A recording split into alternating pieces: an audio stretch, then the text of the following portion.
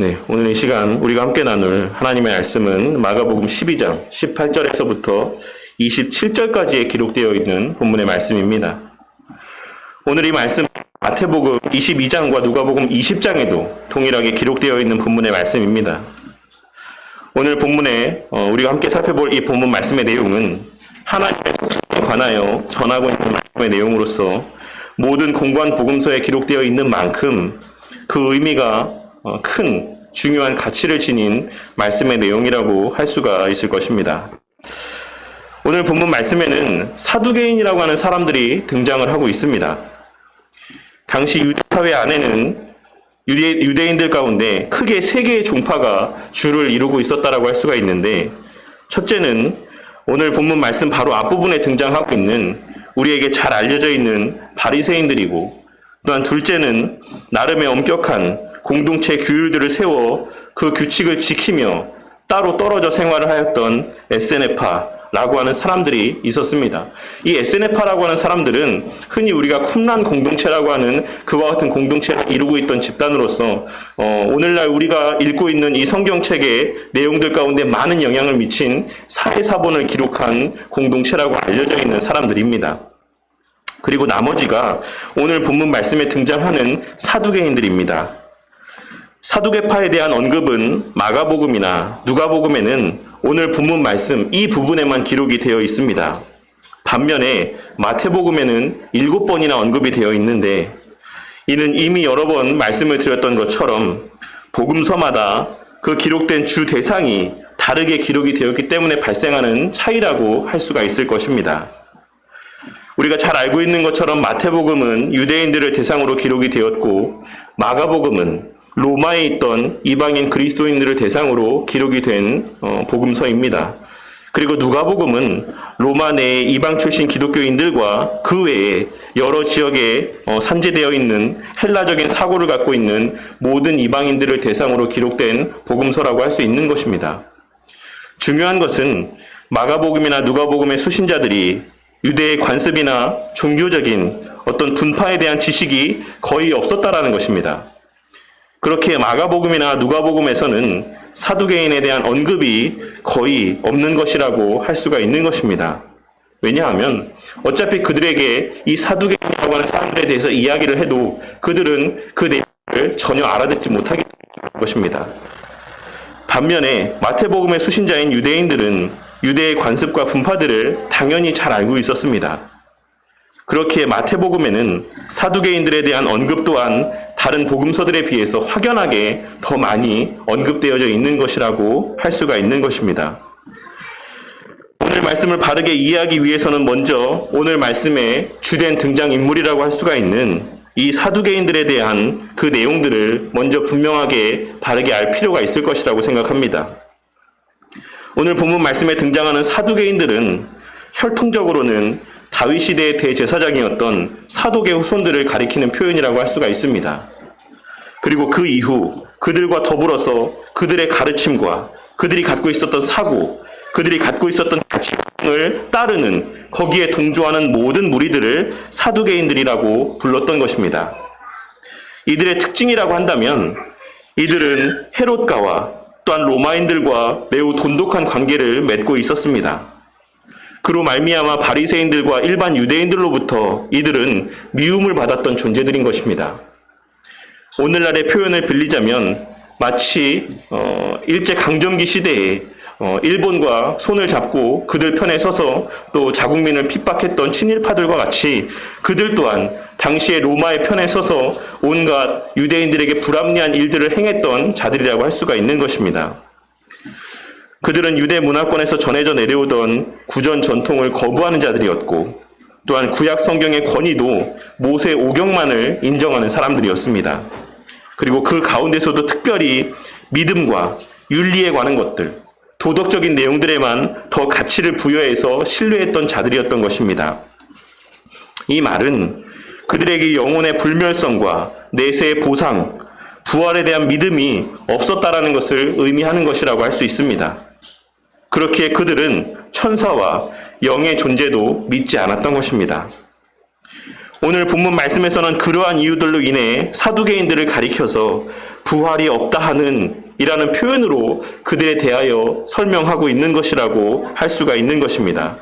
즉 영적인 것, 우리의 눈에 보여지지 않는 이면의 것에 대한 인정함이 없는 그와 같은 자들이다 라고 하는 의미가 이 부활이 없다 하는 이라고 하는 표현의 의미 가운데 담겨져 있다라는 것입니다.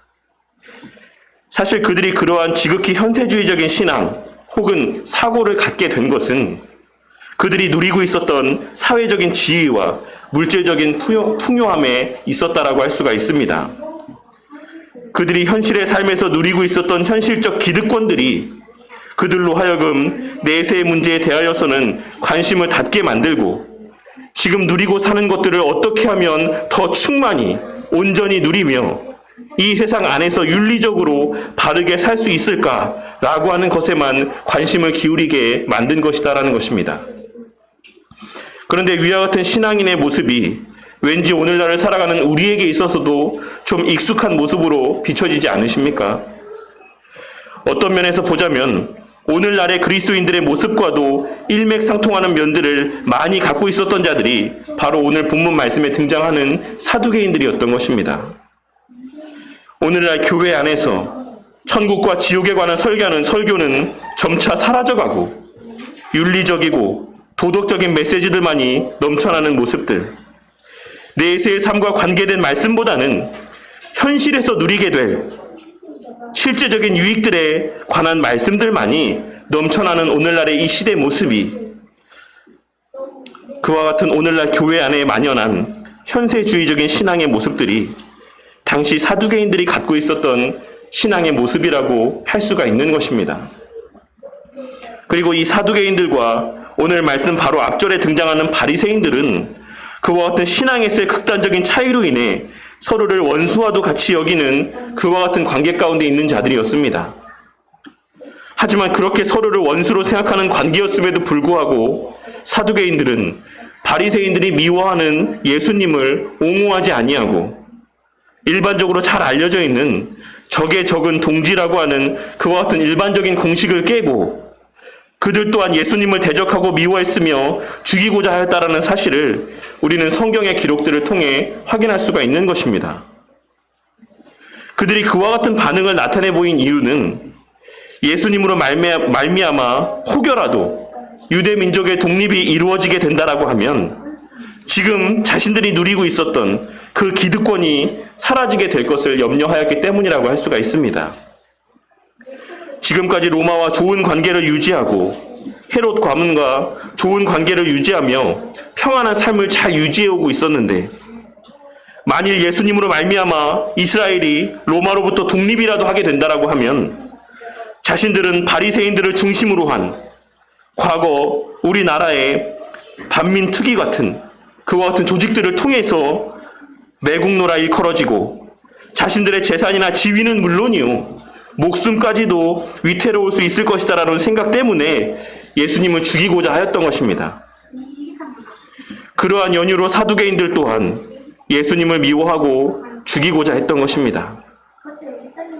그 가운데 오늘 말씀에서 사두개인들은 모세의 율법 가운데 하나인 고엘 제도를 이용해서 예수님을 공격하고 있습니다. 이 고엘 제도는 신명기 25장 5절에서 6절까지에 기록되어 있는 율법으로서 형제 중에 하나가 자식이 없이 죽게 되었을 경우 다른 형제가 그 형의 아내를 자신의 아내로 맞이하여 자식을 낳게 하는 제도였습니다. 그리고 이는 이스라엘 백성들 사이에 그 가문의 기업을 다른 이에게 빼앗기거나 잃어버리지 않게 하시기 위한 하나님의 배려가 담긴 제도였으며 또한 룻기 말씀에 등장하는 룻 또한 보아스라는 혈족을 통해 이 고엘 제도를 이용하여 예수님의 계대를 이어갈 수 있었던 것입니다. 그리고 무엇보다 이 고엘 제도는 룻기에서의 보아스가 그러하였던 것처럼 궁극적으로는 예수님의 사역을 예표하는 제도인 것입니다.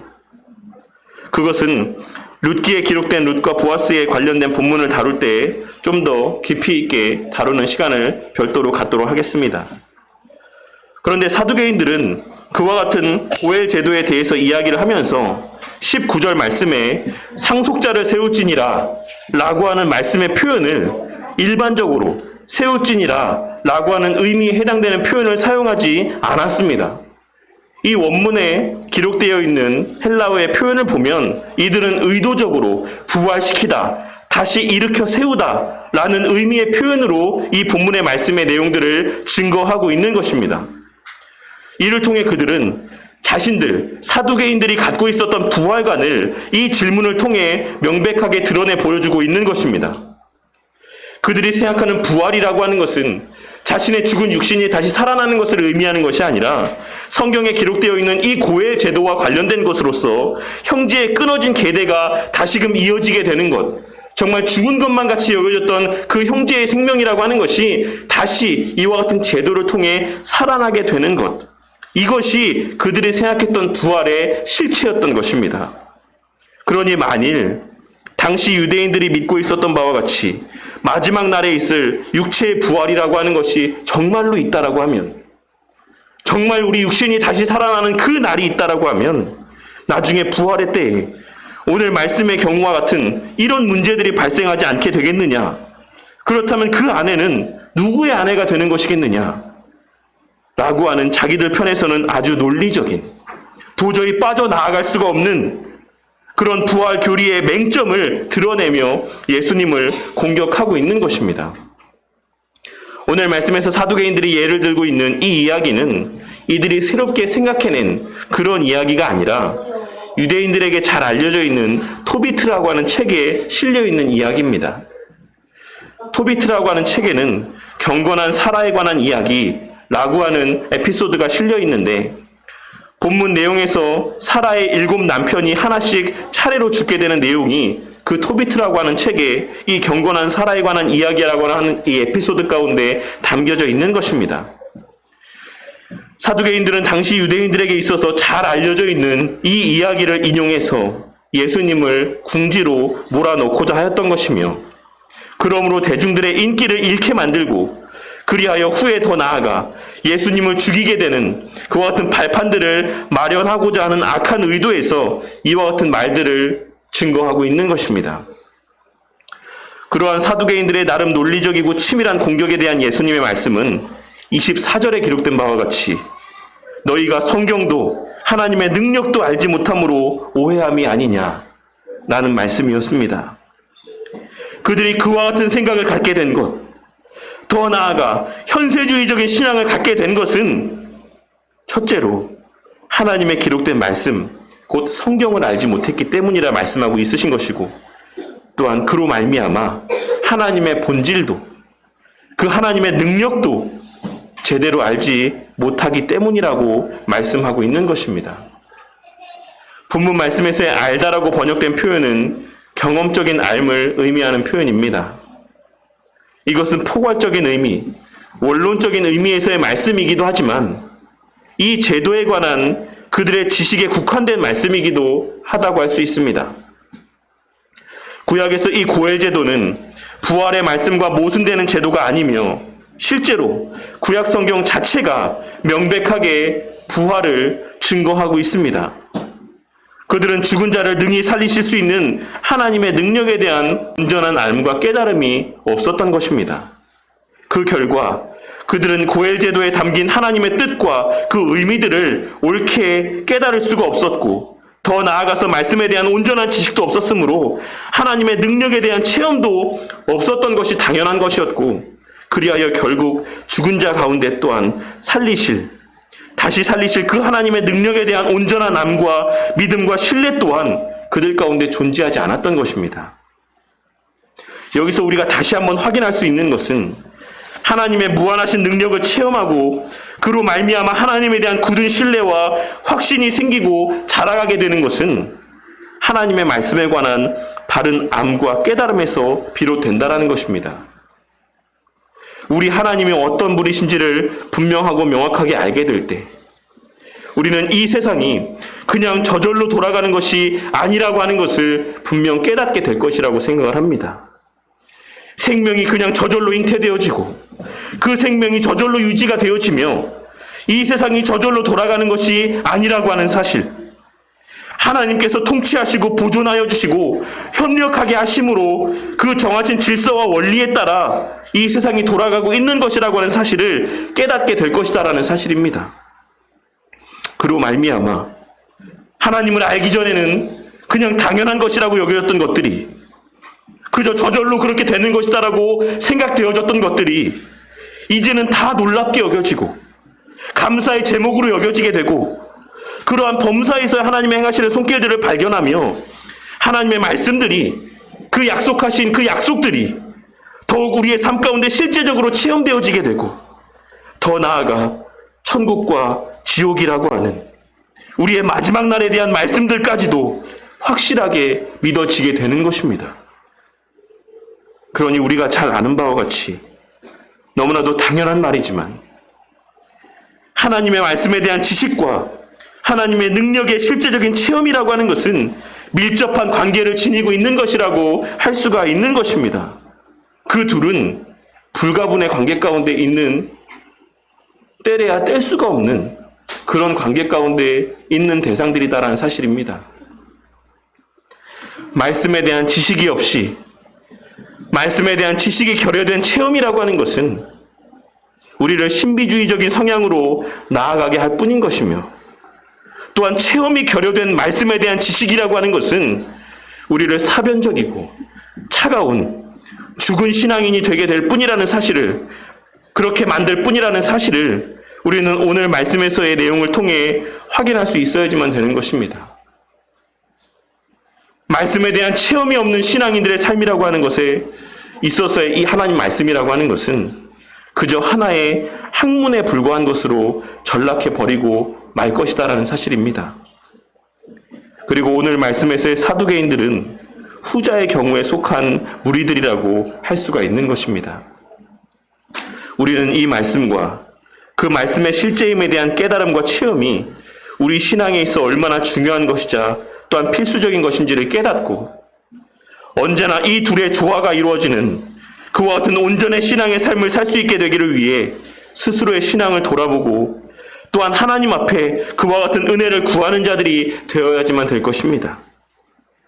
그러면서 이어서 증거하고 있으신 말씀, 우리의 부활한 몸은 지금의 우리가 가지고 있는 육신과 같지 않다라고 분명하게 말씀하고 있으십니다.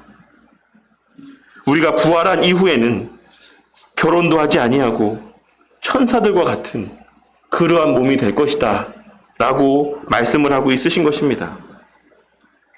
사실 결혼이라고 하는 것은 우리가 잘 알고 있는 바와 같이, 제가 이미 여러 번 말씀을 드렸던 것과 같이 이 세상을 살아가는 가운데 우리에게 일시적으로 주어져 있는 제도라고 할 수가 있습니다.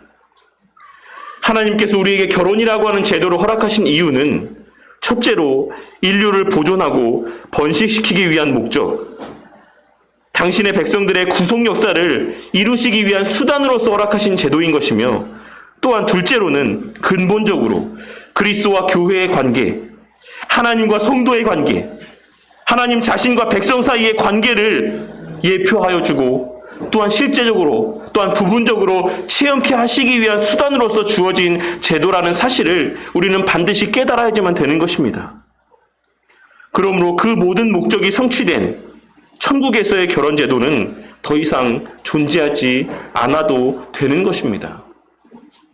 더불어 실제적으로 부활이 있음에 대한 예수님의 성경 말씀을 통한 논증은 출애굽기 3장 6절에 기록된 말씀, 나는 내 조상의 하나님이니 아브라함의 하나님, 이삭의 하나님, 야곱의 하나님이니라 라고 하는 말씀이었습니다. 사실 이 말씀은 출애굽기 3장 6절뿐만 아니라 창세기 28장이나 출애굽기 4장에도 동일하게 기록되어 있는 말씀으로서 모세 오경을 유일한 성경으로 인정하는 사두개인들에게 있어서는 너무나도 익숙한 성경 말씀이었습니다. 그들을 툭 치기만 해도 저절로 그 말씀이 흘러나올 정도로 그들에게 있어 이 모세오경에 기록된 말씀이라고 하는 것은 너무나도 익숙한 말씀이었던 것입니다. 그런데 그러한 그들을 향해서 예수님께서는 그 말씀을 읽어보지 못하였느냐? 라고 묻고 있으신 것입니다. 그러니 예수님의 이 질문이 그들에게 있어 얼마나 수치를 안겨주는 질문이었을지는 우리는 쉽게 짐작할 수가 있는 것입니다. 예수님께서 이 말씀을 부활의 근거로 말씀하고 있으신 것은 기록된 본문의 말씀들이 전부 다 현재 동사로 기록되어 있기 때문에 그렇습니다.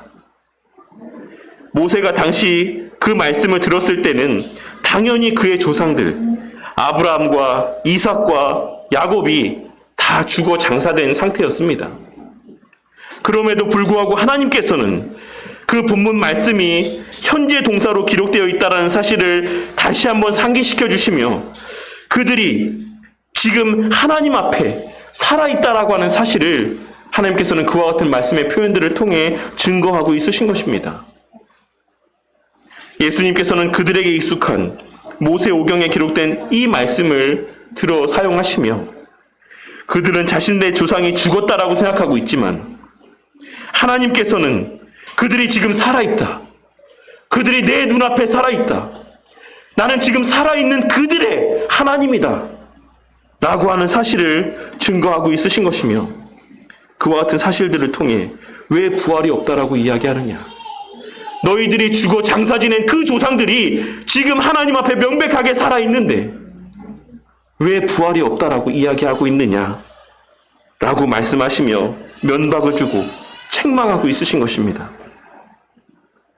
예수님께서는 그들이 잘 알고 있었다라고 생각했던 그 말씀을 통해 그들이 실제로는 말씀을 하나도 제대로 알지 못하고 있었다라는 사실을 드러내시며 그들로 하여금 부활이 있다라고 하는 사실을 하나님의 말씀을 근거로 인정하지 않을 수 없게 만들고 있으신 것입니다. 결론적으로 사두개인들은 성경을 누구보다 잘 알고 있다라고 생각했지만 적어도 모세오경에 있어서만큼은 그 누구 못지않게 그 말씀을 잘 알고 있다라고 생각했지만 실상은 그 누구보다 성경을 알지 못한 자였다라고 하는 사실들을 주님께서는 오늘 말씀의 내용들을 통해 밝히 드러내고 있으신 것입니다. 그리고 그러한 성경에 대한 무지가 그들로 하여금 이 땅에서의 현실 지상주의적인 삶을 살게 만들었던 것입니다. 그 성경 말씀에 담겨져 있는 영적인 세계를 보지 못하니 그저 눈에 보여지는 현실 세계에 갇혀 그것만을 전부로 여기며 살아가는 그와 같은 1차원적이고 제한될 삶을 살아가는 그와 같은 삶의 모습을 나타내 보일 수밖에 없었던 것입니다. 그들에게 있어서의 하나님은 산자의 하나님이 아닌 죽은 자의 하나님이었던 것이며 우리 하나님이 현실 세계에 있어서는 아무런 영향력도 발휘하지 못하는 우리가 사는 이 현실 세계와는 아무런 상관이 없는 그런 괴리가 있는 그런 하나님으로 알고 믿고 있었던 것입니다. 그러니 그들은 그들의 문화적 배경으로서의 형식적인 신앙의 삶은 살았지만 그들이 태어나 보니 유대인이었기 때문에 어려서부터 부모들이 성경을 가르쳤기 때문에 또 온 사회가 그 말씀을 중심으로 돌아가고 있었기 때문에 그 안에서 어쩔 수 없이 형식적인 신앙의 삶은 살았지만 그 내면 가운데는 하나님에 대한 참된 신앙이 자리하고 있지 않았던 것입니다.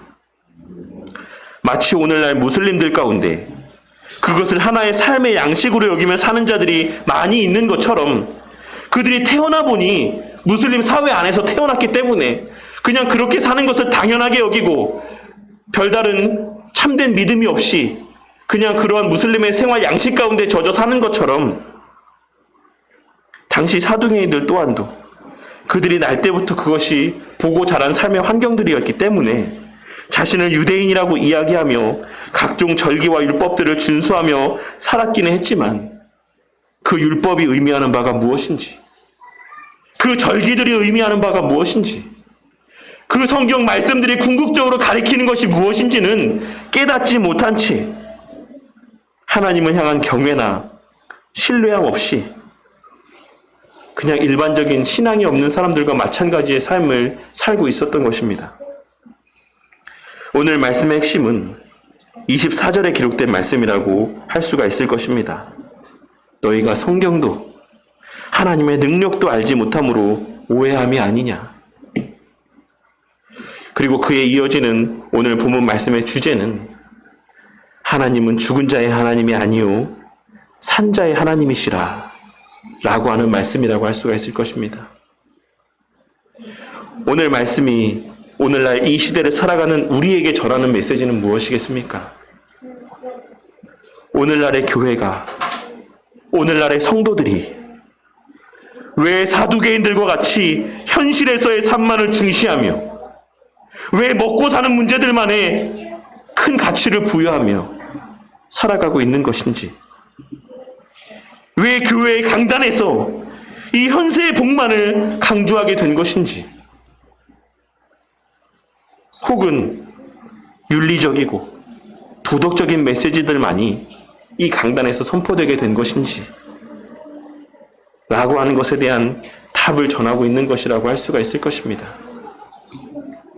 왜 사두개인들과 같이 산자의 하나님이 아닌 죽은 자의 하나님, 다시 말해 우리의 현세의 삶과는 아무런 상관이 없고 관계가 없는, 그저 우리의 이상 가운데 머무시는, 우리의 생각 가운데만 머무시는 그런 하나님, 혹은 죽은 이방신과 같은, 실체가 없는 이방신과 같은 하나님으로 알고 섬기며 살아가게 되었는지, 그에 대한 답을 우리 주님께서는 오늘 말씀에서의 성경도 하나님의 능력도 알지 못함으로 하나님을 오해하였기 때문이라고 증거하고 있으신 것입니다.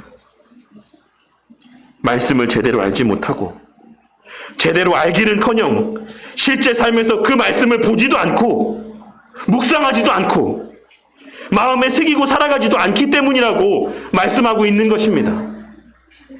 그리고 설령 말씀을 안다라고 할지라도 그 말씀을 하나님 중심으로, 하나님 편에서 구속사적으로 보지 아니하고, 혹은 보지 못하고 그저 내 중심으로 그 말씀 하나를 단편적으로 해석하고 이해하고 적용하며 살기 때문이라고 말씀하고 있는 것이라 할 수 있는 것입니다. 유구한 역사의 흐름들 속에서 하나님의 그 약속하신 바가 어떻게 성취되어져 왔는지를 발견하지 못하고, 기록된 성경 말씀 가운데 하나님께서 이스라엘 백성들을 어떻게 인도하여 오셨는지, 그 약속들을 어떻게 성취하셨는지를 발견하지 못하고 그저 말씀 하나를 단편적으로 이해함으로써 말씀은 말씀일 뿐이고 현실에서의 삶은 현실에서의 삶이다 라고 하는 착각 가운데, 오해 가운데, 신앙과 삶의 분리 가운데 살아가고 있는 것입니다. 오늘날 이 시대 많은 교인들에게 있어 하나님의 말씀이라고 하는 것은 그저 주일에 교회에 와서 예배 시간, 설교 시간에 다루는 본문만 봐도 충분한 것이라고 여겨지는 그런 시대가 되고 말았습니다. 그마저도 그 주일에 1시간 나와서 예배를 올려드리는, 말씀을 듣는 그 시간조차도 집중하지 못하는 그런 시대가 오늘날 우리가 살아가고 있는 이 시대라는 것입니다. 집에 가서 말씀을 보기는커녕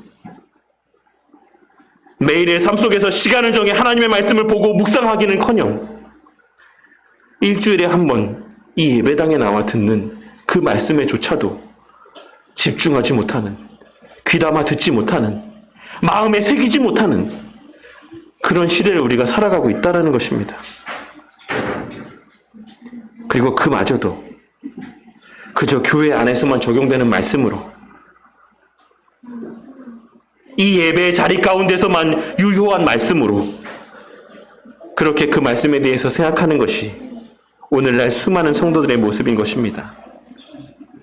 말씀의 영향력이라고 하는 것은 우리가 교회 안에 머물 때에만, 성도들과의 관계 안에서만 유효한 것이고, 우리가 예배를 마치고 예배당 문 밖에 한 발짝을 내딛는 순간 그때부터는 하나님의 말씀의 법이 아닌 세상의 법의 원리에 따라, 그 가치에 따라 살아야지만 된다라고 생각하는 것이 오늘날 수많은 성도들이 갖고 있는 삶에 대한 인식인 것입니다. 그리고 그나마 말씀을 사모한다라고 하는 마음들이 있는 성도들이라 할지라도 그들이 사모하는 말씀의 내용들이라고 하는 것은, 그들이 선호하는 성경의 해석이라고 하는 것은 대부분이 기복주의적인 성경 말씀들, 윤리적이고 인본주의적인 성경의 해석들인 경우가 너무나도 많이 있는 것입니다. 우리가 이렇게 하면 복 받는다. 우리가 이렇게 하면 하나님께서 복 주신다. 우리가 이렇게 하면 부자 된 삶을 살아갈 수 있다. 자녀가 잘 된다. 병이 낫는다. 자손이 대대로 잘 된다. 그런 말씀을 즐겨 듣기를 원하거나 우리가 이렇게 살아야지만 된다 라고 하는 식의 사람 중심의 설교가 너무나도 많이 있는 것입니다. 하지만 우리가 어떤 존재들입니까? 우리 각자가 우리 자신을 생각해 보았을 때 우리의 본질적인 모습이 어떠하다라고 생각하십니까? 우리가 의인입니까? 우리가 온전히 선을 행할 수 있는 자들입니까? 우리의 능력으로 하나님의 요구하시는 그 모든 요구들을 채울 수 있는, 만족시킬 수 있는 자들입니까? 우리는 여전히 죄 가운데 허덕이는 연약하고 부족한 존재들입니다. 그러한 우리가 할 수 있는 게 무엇이 있겠습니까? 아무리 강단에서 이렇게 하라고 요구한다라 할지라도 그 말씀대로 살아갈 수 있는 그런 온전한 능력을 소유하고 있는 성도들이 누가 있겠습니까? 그러니 그러한 말씀을 듣고 배운 자들에게 있어 하나님의 말씀이라고 하는 것은 실제가 아닌 것으로 여겨지는 경우가 많은 것이며 어떻게 해서든 세상적인 복을 받아 누리는 것이 전부라고 생각하며 자신의 신앙을 증거해주는 표징이라고 생각하며 수단과 방법을 가리지 않고 세상에서의 성공을 위한 삶을 살기 위해 아등바등하는 삶의 모습들을 나타내 보이는 것입니다. 그리고 그 사람이 어떻게 그 부를 축적했든지 간에 그 사람이 어떻게 그 지위에 올라갔든지 간에 세상에서의 높은 지위에 올라가기만 하면 많은 부를 축적하기만 하면 교회에서도 목사들도 하나님이 저 사람을 복 주셨다. 저 사람을 크게 들어 사용하셨다. 그렇게 인정하며 사람들 앞에, 성도들 앞에 증거하는 것입니다. 그렇게 오늘날 수많은 사람들이 그렇게 물질을 추구하며 세상적인 가치를 쫓아 아등바등하며 살아가는 자신의 삶의 모습들을 하나님의 영광이라고 하는 그럴듯한 포장지로 잘 포장하여서 자신의 모든 악한 말과 행동들을 정당화하고 있는 것입니다. 실제로는 내가 돈을 많이 벌고 싶어 하면서도 하나님의 영광을 위함이라 포장하고 실제로는 자신이 세상에서의 인정받는 삶을 살고 싶으면서도 하나님의 영광이라는 이름으로 포장을 하고 남들 앞에 굽신대지 아니하고 먹고 싶은 거 다 먹고 하고 싶은 거 하면서 살고 싶은 마음이 그 중심에 자리하고 있으면서도 하나님께 쓰임받고 싶다라고 하는 그럴듯한 이유들로 자신들의 그 악하고 이기적인 마음들을 감추며 살아가고 있는 것입니다. 그리고 그것이 바로 오늘 말씀에서의 말씀도 모르고 하나님의 능력도 모르는 자들이라 예수님으로부터 책망을 들었던 사두개인들의 삶의 모습이라 할 수 있는 것입니다. 오늘 말씀에서 예수님께서 사두개인들을 향해 하신 말씀인 말씀을 모른다라는 것은 그 내용을 모른다라는 것이 아닌 그 말씀이 증거하고 가리키는 우리 하나님이 어떤 분이신지를 모른다라는 것이고 그 하나님의 하시는 일이 무엇인지를 모른다라고 하는 말씀이라고 할 수가 있습니다. 그리고 그 결과 그 하나님을 모르기 때문에 그 하나님의 형상으로 지음받은 우리 인간 자신의 본질과 존재 목적 그리고 삶의 방향성 또한도 알지 못한다라는 것을 말씀하고 있는 것이라 할 수 있는 것입니다. 그렇게 눈뜬 장님으로 살아있으나 죽은 자의 삶을 살아가고 있으니 스스로를 누구보다 지혜롭다라고 생각했지만 실제로는 가장 미련한 자의 삶을 살고 있었던 것이 사두개인들이었던 것이며 그들은 그와 같은 미련하고 악한 자의 삶을 매일같이 살아가고 있었던 것입니다. 그리고 그저 삶에서의 그 눈에 보여지는 세상에서의 형통하고 성공한 삶을 추구하며 물질의 능력과 그 세상에서의 삶의 능력들만을 신뢰하며 살아가는 그런 지극히 현세주의적인 삶을 살아가게 되었던 것입니다. 그리고 그러한 모습이 오늘날 우리의 모습인 것이고 그러한 사람들의 요구에 맞춰 이 세상 이 강단에서도 그들의 그 요구에 합당한 기복주의적인 설교, 현세주의적인 설교들이 넘쳐나게 된 것이라고 할 수가 있는 것입니다. 우리 성도님들은 부활에 대한, 천국과 지옥에 대한, 내세에 대한 믿음이 있으십니까? 그리고 그와 같은 사실들이 성도님들의 삶에 있어서 어떤 영향력들을 발휘하고 있는 것이라고 생각하십니까? 부활에 대한 믿음과 그 사실이 내 삶에 있어 차지하는 비중이라고 하는 것은 단지 부활이라고 하는 하나의 사실에만 국한되는 이야기는 아니라고 생각합니다. 그것은 곧 우리의 전생애와 그 전생애 안에서의 삶의 신앙과 그 모든 것에 관련되어 있는, 또한 하나님과의 관계 가운데 관계되어 있는 우리의 신앙의 전반에 걸쳐 있는 문제라고 할 수가 있는 것입니다. 부활에 대한 믿음이 있다라고 하는 것은 이 세상이 낙원이고 천국이 아닌 단지 사명의 터전이라고 하는 사실에 대한 자각이 있다라는 사실이고, 죽은 자를 다시 살리시는 하나님의 능력에 대한 믿음이 있다라는 증거가 된다라고 생각을 합니다. 눈에 보이지는 않지만 우리를 다스리시고 통치하시는 하나님의 능력에 대한 믿음과 신뢰가 그 사람 가운데 자리하고 있다라는 사실에 대한 표징이 된다라는 것입니다.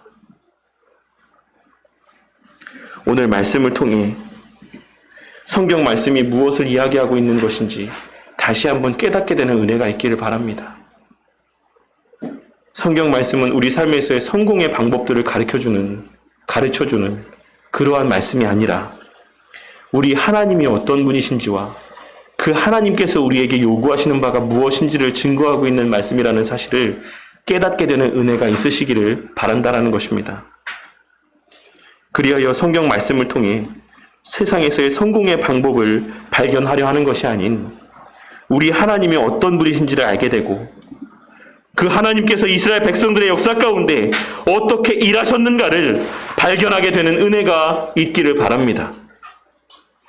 그리고 그 하나님께서 내 삶 가운데 어떻게 찾아오셨고 또한 내 삶 가운데 어떻게 역사하고 있으신지를 기록된 말씀의 내용들을 통해 발견하게 되는 은혜가 있기를 바랍니다. 그리하여 우리의 범사의 삶 속에서 하나님으로 말미암는 기쁨과 감사 그리고 위로와 소망이 가득하여지는 은혜가 있기를 바라겠습니다.